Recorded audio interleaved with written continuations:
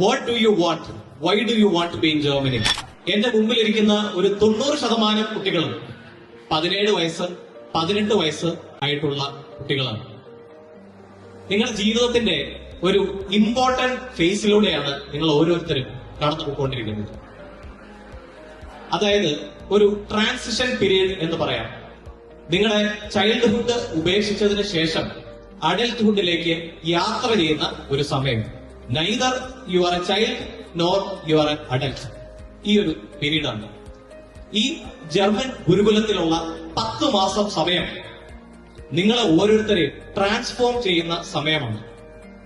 നിങ്ങൾ ഇവിടെ എന്ത് ഡിസിഷൻസ് എടുക്കുന്നു, എന്ത് തീരുമാനങ്ങൾ എടുക്കുന്നു എന്നുള്ളത് നിങ്ങളുടെ നാളത്തെ ഫ്യൂച്ചറിനെ വളരെ അധികം ബാധിക്കുന്ന കാര്യമാണ്.